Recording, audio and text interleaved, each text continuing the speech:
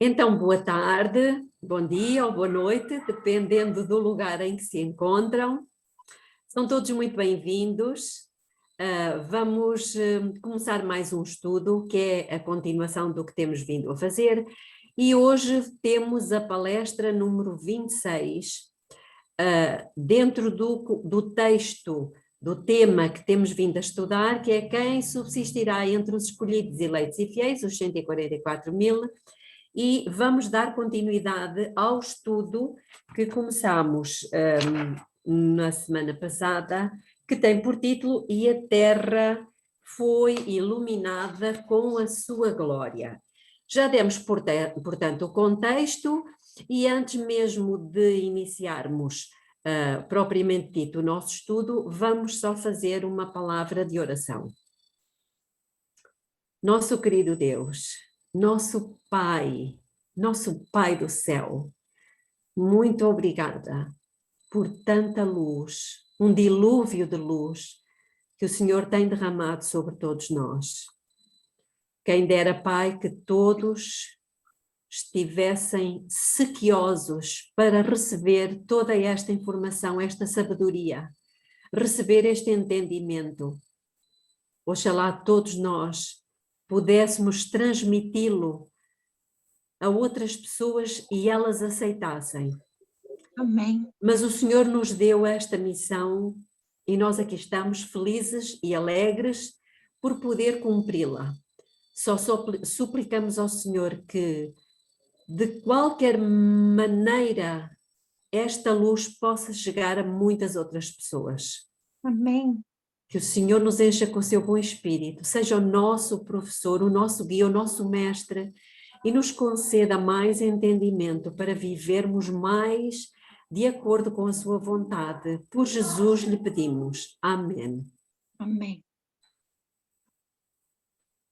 Ok, muito bem. Então, bem-vinda, Manuela, bem-vinda. Não estamos a ver a carinha dela, mas temos uma amiga hoje, mais uma, que é a irmã. Olá, Manuela, bem-vinda.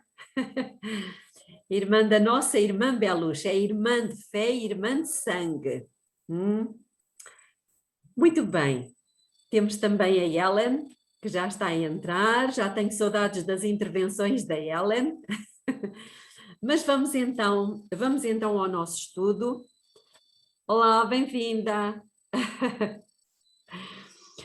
E vamos começar com a pergunta número 4, que diz o seguinte: o que é que pode impedir uma pessoa de participar do refrigério? Tendo em conta que, já sabemos, o refrigério significa a chuva serôdia. Então, o que é que poderá impedir, se é que há alguma coisa que pode impedir de recebermos a chuva serôdia? E como pode ela limpar o caminho, não é? Como é que a pessoa pode limpar o caminho a fim de receber essa chuva? Esta é a pergunta.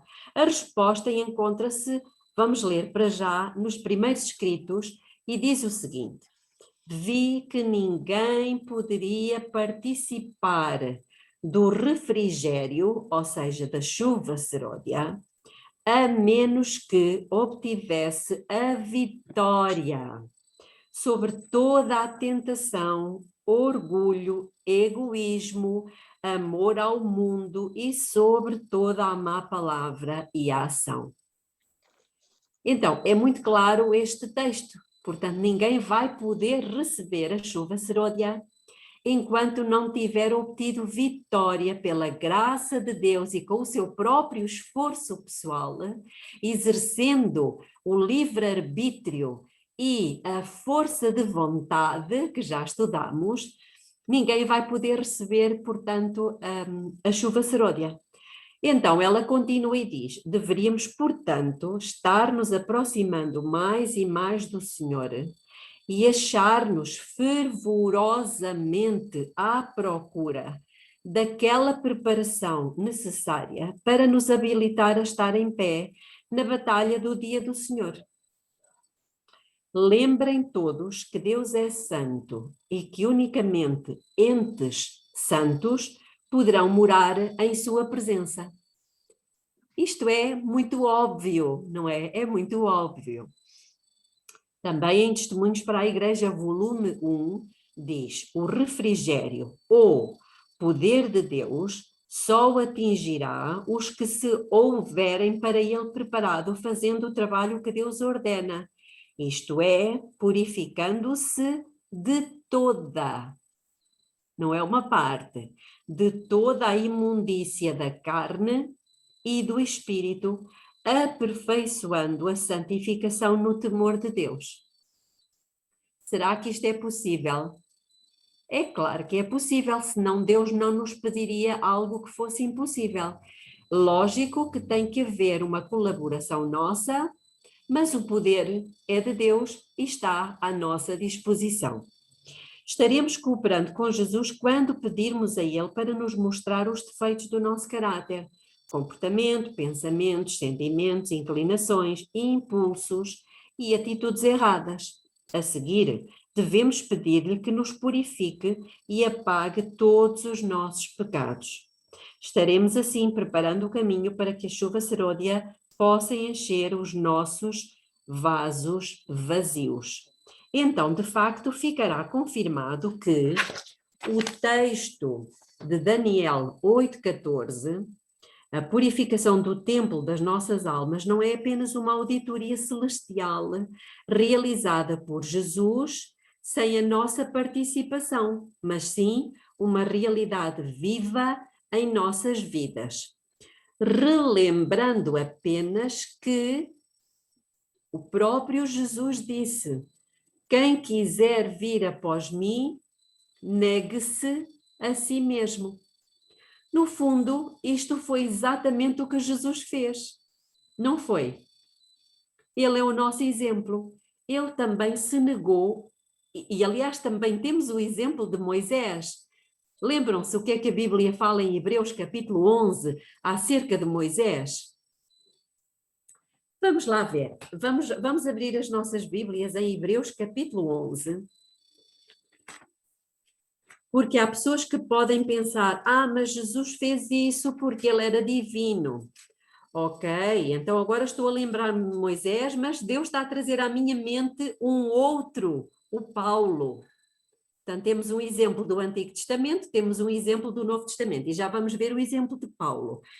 Então, aqui em Hebreus, no capítulo 11, vamos ler o versículo 24 e 25. Isto relativamente ao nos negarmos a nós mesmos.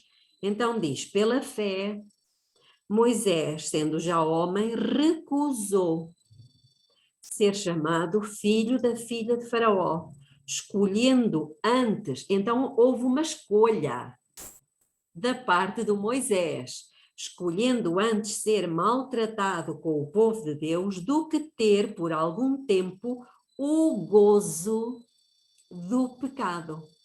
Então o que é que Moisés renunciou? O gozo do pecado.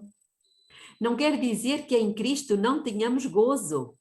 Sim, mas é um gozo completamente diferente. É uma alegria que vem do Espírito e que nos conduz para a vida eterna. E estou a lembrar-me de um outro texto, como eu disse há pouco, do apóstolo Paulo.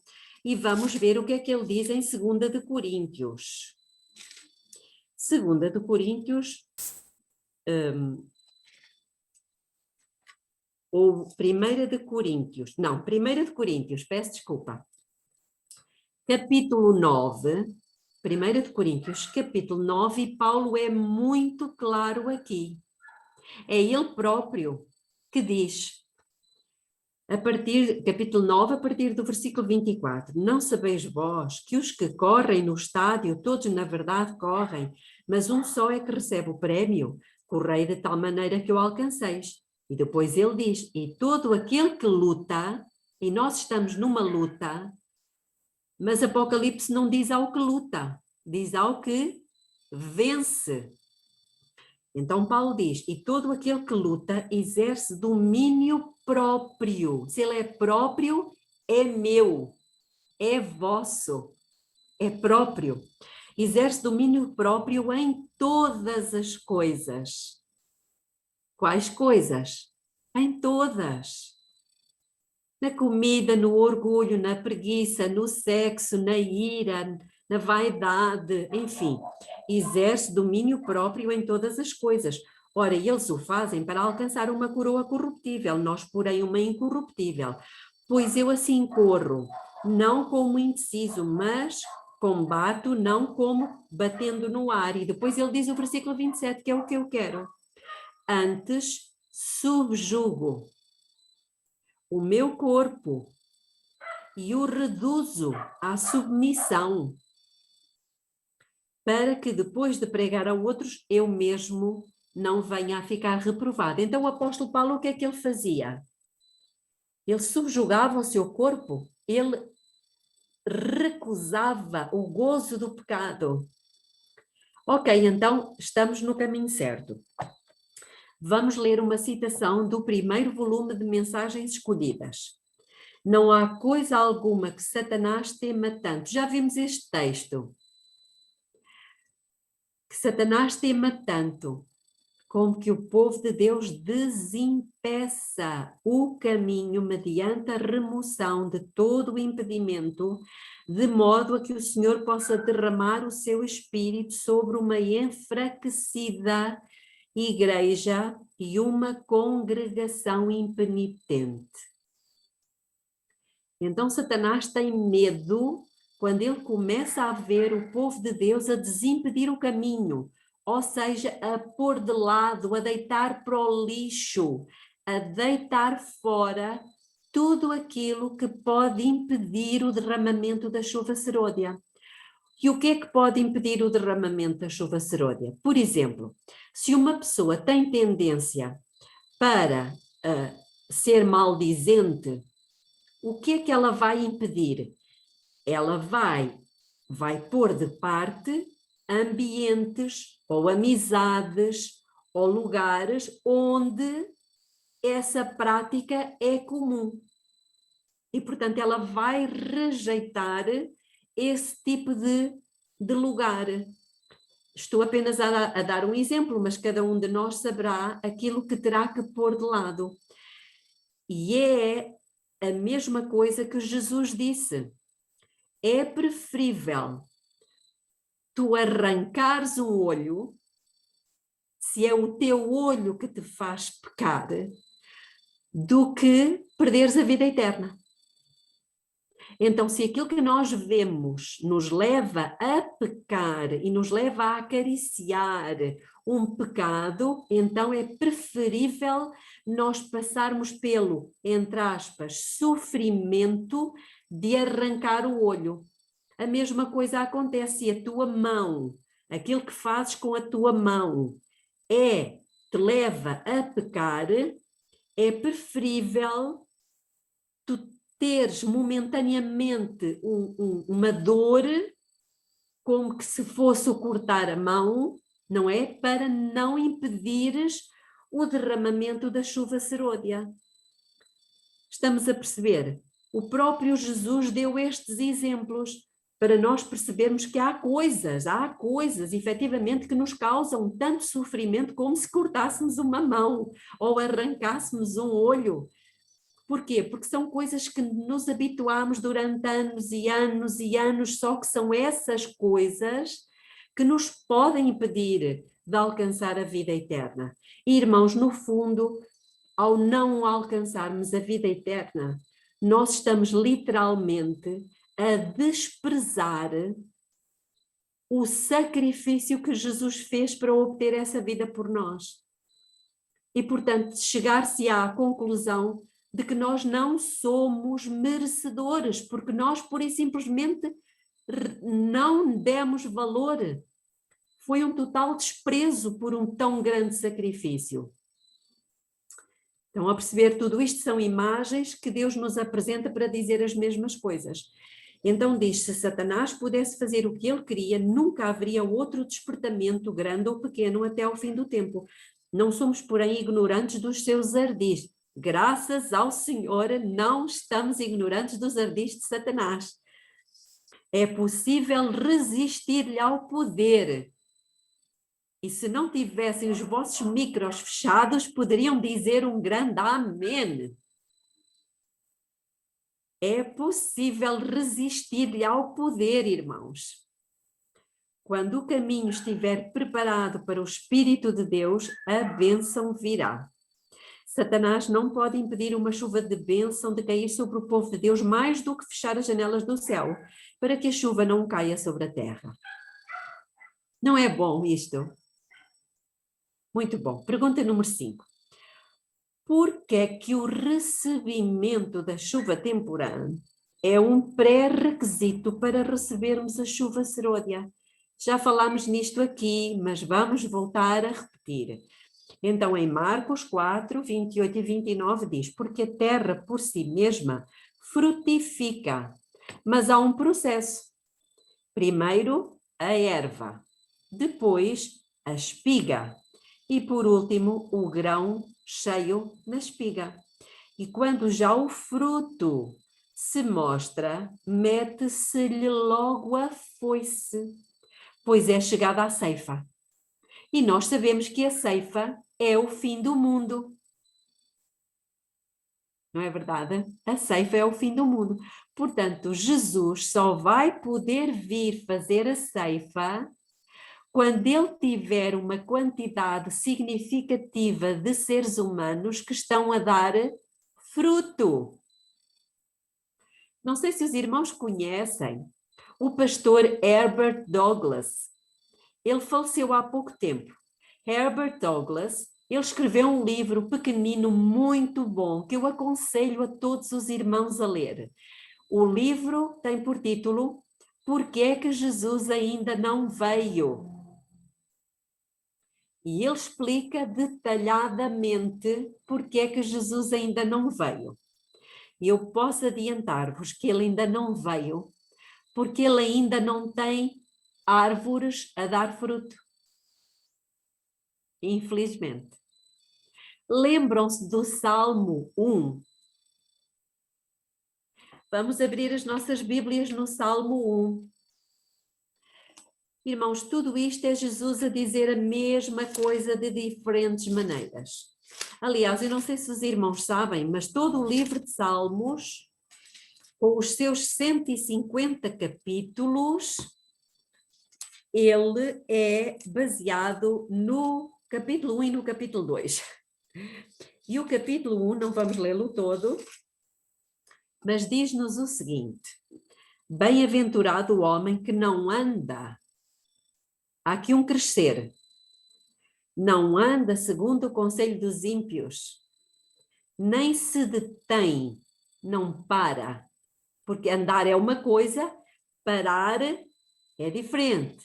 É já ficar, não é ali a contemplar. Nem se detém no caminho dos pecadores, nem se assenta. Então temos aqui o andar, o parar e o sentar. Não se assenta na roda dos escarnecedores. Agora reparem, diz no versículo 2, antes o justo, está a falar do justo, tem o seu prazer. Então existe prazer ou não existe? Fora do pecado? Lógico que há. Então antes tem o seu prazer na lei do Senhor e na sua lei medita de dia e de noite. E onde eu quero chegar é o versículo 3. E o versículo 3 diz assim, pois essa pessoa será como o quê? A árvore, mas não é uma árvore qualquer. Como a árvore plantada junto às correntes das águas, a qual dá o seu fruto. Aqui está a questão, irmãos. Dá o seu fruto na estação própria e cuja folha não cai e tudo quanto fizer prosperará. Então, lembram-se porque é que Jesus quis arrancar aquela figueira? Porque uma figueira é uma árvore de fruto. Se ela não dá fruto, está a ocupar a terra inutilmente. E por isso veio a ordem, arranca. O que é que Deus nos está a dizer? Nós somos árvores de fruto. nós fomos criados para boas obras. Não é o que diz lá o texto de Efésios? Ou de Gálatas? Agora já não sei, às vezes troco estes dois. Ok, mas então nós fomos criados para dar fruto, irmãos, para produzir fruto, realizar boas obras, as quais Deus preparou para que andássemos nelas, não é o que diz o texto? Então, se nós, meus queridos irmãos, não estamos a dar fruto, e qual é o fruto? É o amor, a alegria, a paz, a longanimidade, a benignidade, a fé, confiança, domínio próprio. Se nós não estamos a dar estes frutos, significa que estamos a ocupar a Terra, o planeta, em vão. E qual vai ser a ordem? Arranca-os. E o que é que Deus vai fazer? Lançá-los no fogo, não é? A ordem para arrancar o joio e lançá-lo no fogo. Então, meus irmãos, isto é tudo uma parábola que Deus utiliza para nos dizer exatamente a mesma coisa. Nós fomos criados para dar fruto, para realizar boas obras, obras de justiça, obras para sermos condutos, canais através dos quais os nossos filhos veem o exemplo de Jesus, veem a imagem de Jesus, os nossos filhos, a nossa esposa, o nosso marido, os nossos irmãos de igreja, os vizinhos. Isto é uma maravilha. Então, vamos continuar a ler. Já lemos em Marcos 4, 28 e 29, e agora vamos ler em Testemunhos para Ministros. E diz o seguinte: deve haver um desenvolvimento constante das virtudes cristãs, um avanço constante na experiência cristã. Isso devemos nós buscar com intenso desejo. Foi Deus que começou a obra e Ele terminará a sua obra, tornando o homem perfeito em Jesus Cristo. Mas não se deve negligenciar a graça representada pela chuva temporã. Ora, aqui está. Só os que estiverem vivendo de acordo com a luz que têm recebido poderão receber maior luz. Faz sentido? Para que é que nós vamos receber mais luz se nós não estamos a viver à altura da luz que já recebemos? Mais uma vez, Deus não deita pérolas a porcos, não é? E, portanto, irmãos, nós temos que realmente estar a viver à altura do conhecimento que estamos a receber. A chuva temporã é concedida ao crente quando da sua conversão e deve ser recebida diariamente no processo de santificação.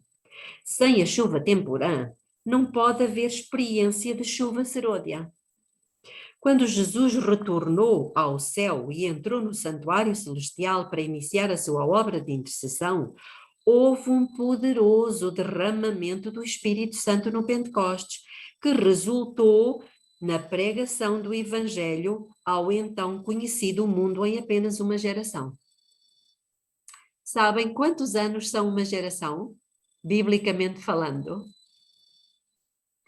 40 anos, diz o Salmo, 40 anos. Então, meus irmãos, eu disse-vos no outro dia que gostaria de falar convosco acerca, lembram-se? Acerca das 4 vigílias, acerca do mandamento que diz que Deus visita a maldade dos pais sobre os filhos até à 3ª e 4ª geração. Teremos que falar sobre isso. Mais uma vez, isto está a vir à minha mente, não vai ser hoje, mas iremos falar sobre isso. Então, da mesma maneira como havia 2 compartimentos no santuário, haverá também 2 grandes derramamentos do Espírito Santo, a chuva temporã e a chuva serôdia.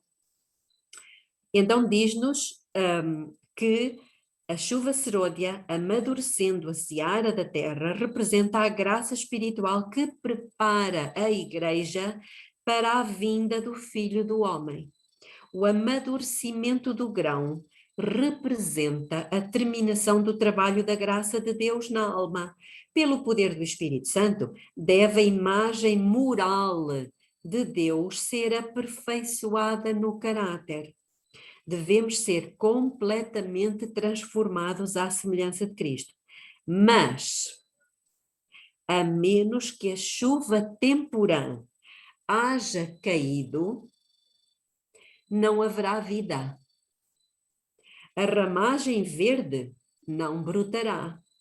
Se a chuva temporã não fizer o seu trabalho, a serôdia não desenvolverá a semente até à perfeição. Isto está escrito em Testemunhos para Ministros. Portanto, não é uma opinião nossa.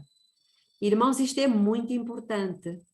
Mas será que a chuva temporã está caindo sobre todos?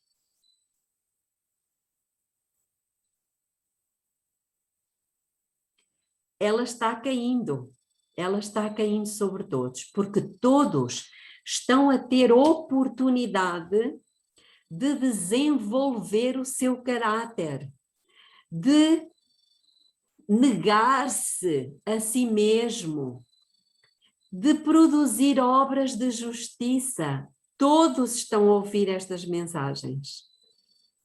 O problema é que alguns preferem agarrar-se ao seu hábito, ao seu pecado, ao seu mau feitio, ao seu temperamento, ao seu vício. Preferem, irmãos, infelizmente, continuar a agarrar-se a essas coisas. E a chuva temporã não está conseguindo fazer o desenvolvimento. Lembram-se o que é que lemos há pouco em Marcos? Primeiro a erva, depois a espiga e depois o grão cheio na espiga. Infelizmente, alguns ficam-se pela erva. E por isso é que uma das pragas vai cair sobre quê? 1/3 da erva. Ou seja, foram crentes que não passaram de erva, não chegaram nem à espiga e muito menos no grão cheio na espiga. Os irmãos conhecem essa passagem certamente do Apocalipse. Uma das pragas vai cair sobre 1/3 da erva. Eu vou repetir. Crentes que não passaram para o estágio seguinte, nem para a espiga e muito menos para o grão cheio na espiga. Por isso vão ser destruídos. Vamos continuar no livro Testemunhos para Ministros. Podemos estar certos de que quando o Espírito Santo for derramado, os que não receberam nem apreciaram a chuva temporã não verão nem compreenderão o valor da chuva serôdia. Alguém quer fazer alguma intervenção?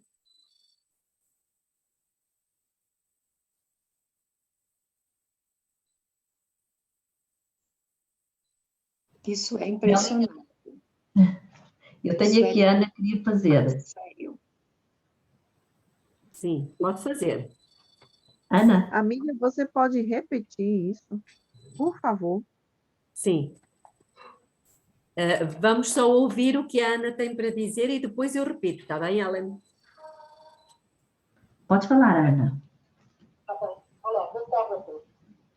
Belinha, como é que nós conseguimos saber que não estamos dando fruto, que estamos simplesmente erva? Sabe, eu gostaria que me explicasse um pouquinho mais detalhadamente esse tempo. Quando é que nós passamos da erva para a frutífera? Para a espiga. Ok, a Bíblia diz: examine-se o homem a si mesmo. Então, nós estamos a viver no dia da expiação, em que cada pessoa tem que afligir a sua alma, ou seja, tem que buscar olhar para si, não é para olhar para o irmão, nem para o pastor, não é? Olhar para si próprio e à luz do exemplo, que é Cristo, nós vermos, olha, há aqui um aspecto do meu caráter que eu ainda não estou a ser parecida com Jesus, ainda estou a ser teimosa, ainda estou a querer que se faça a minha vontade, ainda me considero com alguma justiça própria. Enfim, cada um vai ter que se examinar a si próprio, tendo como modelo o caráter de Jesus. Obrigada, Belinha. Eu estava aqui... sim, agora alguém queria dizer alguma coisa? Era a Ellen. Sim, Ellen. Não, eu só pedi para você repetir, porque isso é bem importante. As passagens de testemunhos para ministros, foi isso?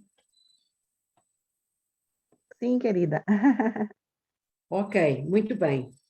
Então, diz o seguinte: podemos estar certos de que quando o Espírito Santo for derramado, os que não receberam nem apreciaram a chuva temporã não verão nem compreenderão o valor da chuva serôdia. E por isso é que Ellen White tem um texto em que ela diz, a chuva serôdia vai estar a ser derramada em irmãos ao nosso lado, sentados nos bancos ao nosso lado, mas eles não vão receber nem vão perceber que o irmão do lado está a receber. E sabem o mais triste? É que o irmão do lado vai receber e vai sentir uma alegria e um entusiasmo tão grande que pelo outro que não recebeu vai ser apelidado de fanatismo. Aquele irmão está a ficar muito entusiasta, está a ficar muito fanático. Olhem que tristeza. Pois é. Vamos avançar. Eu queria só ler o texto que eu referi há pouco, do Apocalipse, nas 7 pragas, e ela encontra-se no capítulo 8 do Apocalipse, podemos ler aqui, no versículo 7. Então diz que o primeiro anjo tocou a sua trombeta e houve saraiva e fogo misturado com sangue que foram lançados na terra, e foi queimada a terça parte da terra e a terça parte das árvores e toda a erva verde. Então, aqui ainda não estamos na praga, ainda estamos no processo da trombeta, ou seja, ainda há tempo de graça.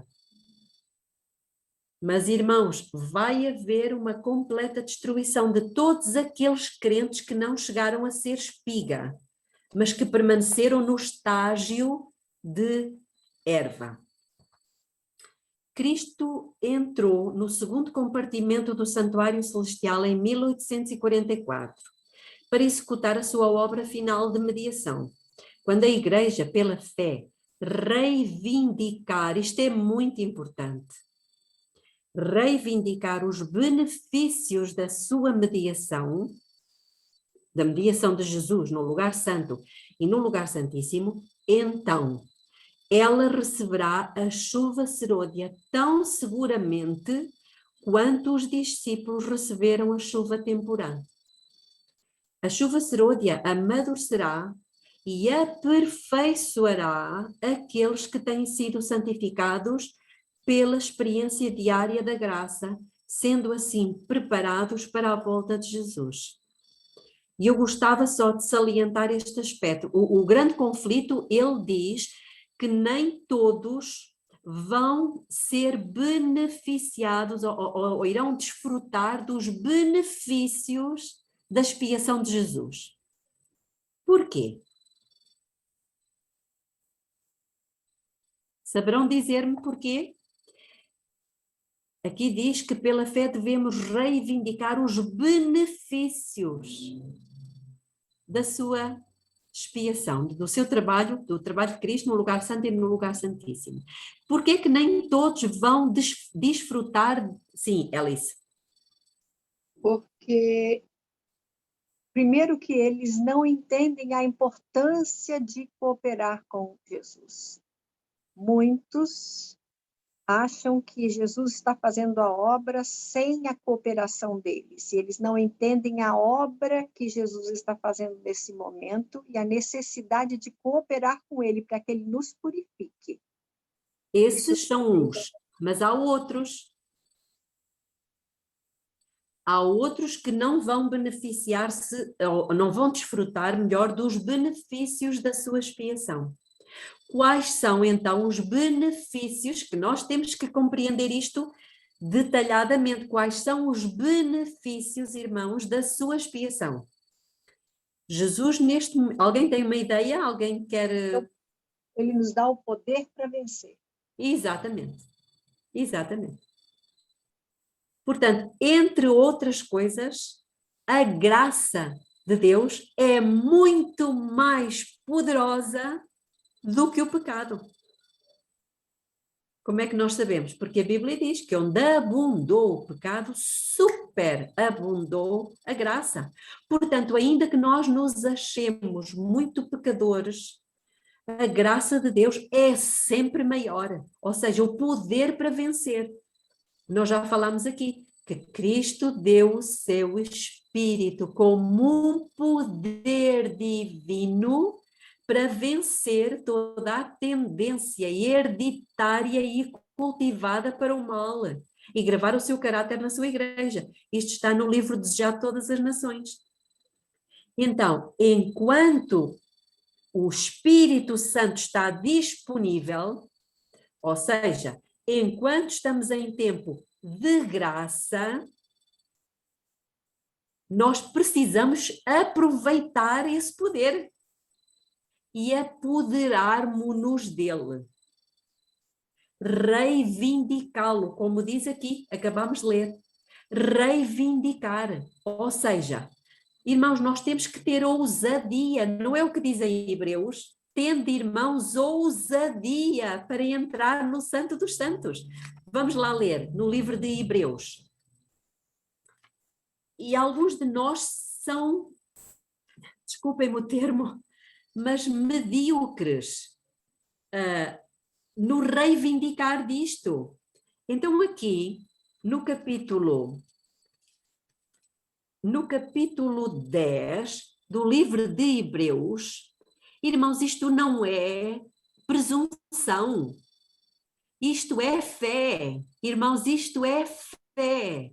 E a fé é aquela que se apodera dos benefícios, do poder, da graça para vencer. Então aqui diz no versículo 19: tende, pois, irmãos, ousadia, para entrarmos no santíssimo lugar, pelo sangue de Jesus, pelo caminho que ele nos inaugurou, caminho novo e vivo através do véu, isto é, da sua carne. E tendo um grande sumo sacerdote sobre a casa de Deus. Versículo 22. Cheguemo-nos, pois, com verdadeiro coração, a inteira certeza de fé, tendo o coração. Mas não podemos entrar lá de qualquer maneira. Irmãos, ninguém entrava no lugar santíssimo sem previamente se ter purificado no pátio, na pia. Então, cuidado, irmãos. Precisamos de uma completa e total purificação. Eu estava a ler no versículo 22, tendo o coração purificado da má consciência e o corpo, não é só a consciência, é o corpo lavado com água limpa. Aí sim, nós teremos ousadia para entrar à presença de Deus e reivindicar o poder que nos está disponível. E isto é mesmo pela fé. Irmãos, o que é que diz o Salmo? Se eu atender à iniquidade no meu coração, o que é que diz o resto do Salmo? A minha oração não será ouvida. Exatamente, o Senhor não me ouvirá. Portanto, ninguém pense ir reivindicar o poder para vencer se tiver ainda alguma coisa, algum pecado acariciado. Por isso o santuário nos mostra que antes de entrarmos no santo, nós precisamos de uma total e completa purificação e depois devemos permanecer lá, no santo. Se, filhinhos, por acaso alguém pecar, temos um advogado para com o Pai Jesus Cristo justo, mas qual é o objetivo de Deus? Estas coisas vos escrevo para que não pequeis. 1 João 2:1. Estas coisas vos escrevo para que não pequeis. Toda a Bíblia fala a mesma coisa, de formas diferentes. Pergunta número 6. Através de que meios é que o povo de Deus deve resistir a Satanás e refletir perfeitamente a imagem de Jesus? Através de que meios? Isto é a forma prática. Então, diz-nos nas meditações matinais, maravilhosa graça de Deus, o seguinte: por intermédio das Escrituras, o Espírito Santo fala à mente e grava a verdade no coração. Assim, expõe o erro, expelindo-o da alma.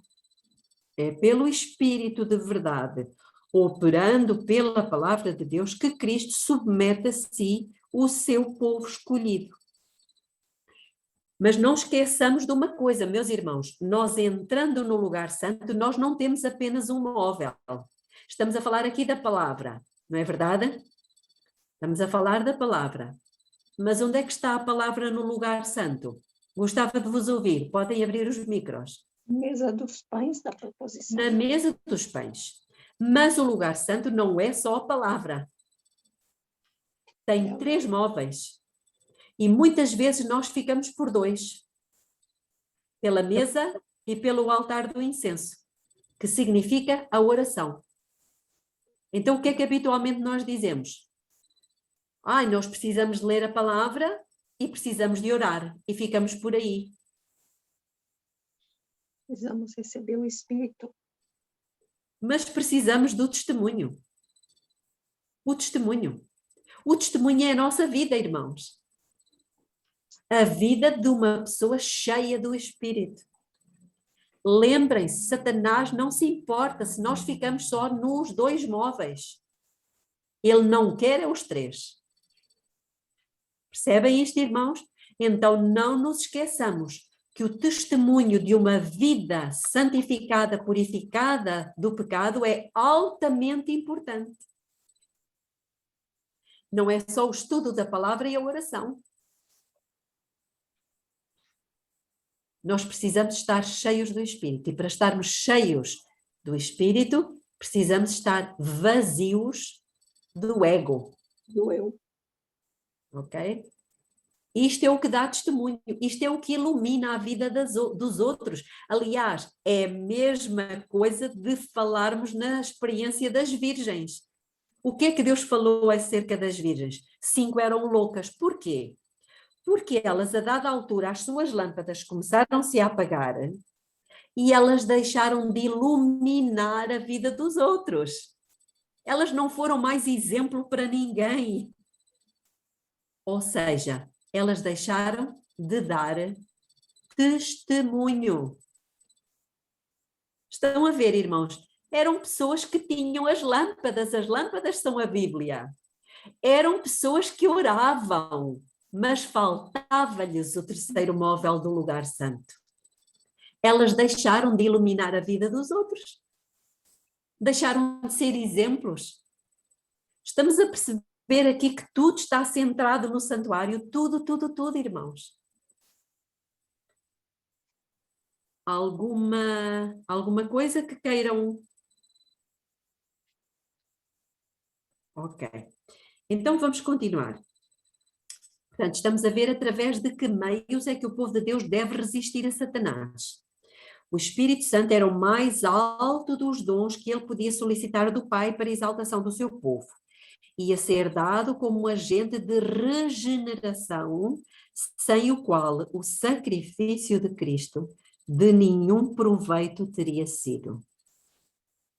Já estão a ver, irmãos, que nós podemos tornar o sacrifício de Cristo sem proveito nenhum?